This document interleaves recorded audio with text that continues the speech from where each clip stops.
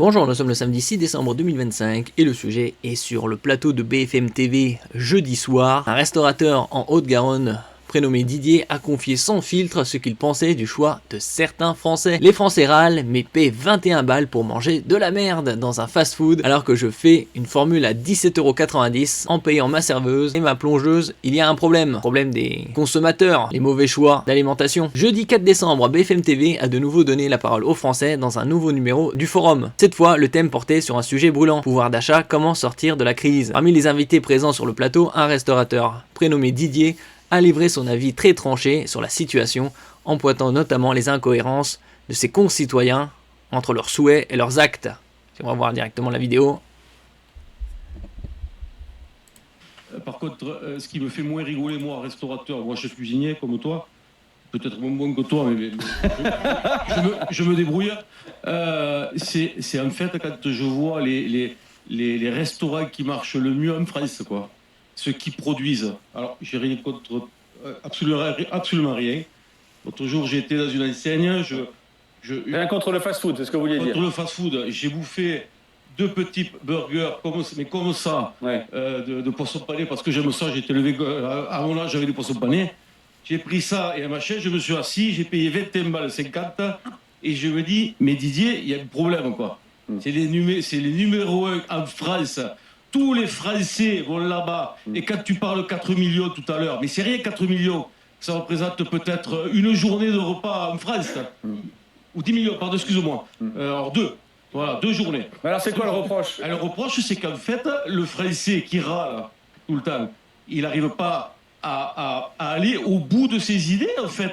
Il continue à aller manger de la merde, il va râler parce qu'il y a du Nutri-Score qui est machin, il va acheter du genre. La dissonance cognitive. Il râle, mais il continue de faire, pour certains, des choix de merde. Bonne merde, et après il va continuer à manger dans les McDo, dans les machines. Attendez, Didier, moi, je voudrais entendre Serge. Oui, Didier, je peux. Mais je suis d'accord avec toi. Attendez, s'il vous plaît. Tu sais, moi, j'aurais plaisir à te répondre parce que. Mais j'ai pas fini. Je t'en prie. J'ai pas fini. Je t'écoute. Moi, je respecte ça. Ton boulot, ton machin, je respecte et je suis sans problème. C'est comme les gens qui, c'est comme les gens qui profitent du système, parce que pour moi, je pense, et je le dis haut et fort, qu'il y a des gens qui profitent du système, c'est-à-dire du chômage. Moi, cet été, j'ai une plongeuse qui m'a mis en arrêt maladie. J'ai passé une annonce et j'ai 10 personnes qui sont venues. J'en ai 9 qui ne voulaient pas être déclarées. Et dans les 9, j'en ai 2 qui étaient en arrêt de travail et qui voulaient travailler chez moi. Donc, en fait, voilà, à un moment, il faut avoir une ligne éthique. Une éthique. Voilà, exactement. Et c'est le problème de la France. Pour moi. Mais attendez, qu'est-ce que vous répondez? Je peux compléter un petit peu. Non, attendez Serge, vous complétez pas, vous répondez. Il vous a accusé à demi-mot. Non, mais là il cherche à développer la polémique. Et j'ai dit, moi ça me fait chier parce que le midi je fais. Serge, je vais lui répondre. Serge, 2 secondes. Juste, et après je finis, je parle plus, promis. Je fais chez moi, je fais une formule à midi à 17,90 balles avec un plat cuisiné. Ouais. C'est-à-dire que je transforme de A à Z. Je sers ça avec une petite garniture, je sers ça avec un café gourmand dans le truc, avec des petites mignardises que je fais moi, et que je vends 17,90, que je paye ma serveuse qui prend et qui l'amène à table, et je prends ma plongeuse qui va laver l'assiette.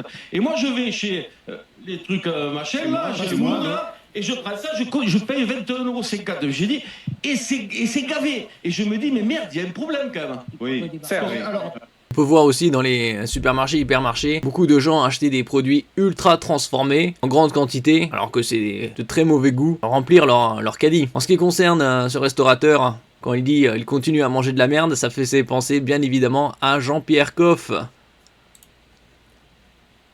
voyez ça? Quand vous voyez ça, alors on va me dire, oui, oh, vous êtes un con, vous allez jeter ça. Oui, je le jette, parce que ça, c'est honteux, ça.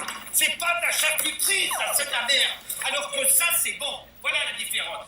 Voilà une vraie fraise de Provence, et voilà comment on doit acheter les fraises. C'est-à-dire la collerette bien ferme. Vous voyez la petite queue bien droite. Comparé à d'autres pays, oui, c'est ce que je voulais dire, le français suce moins.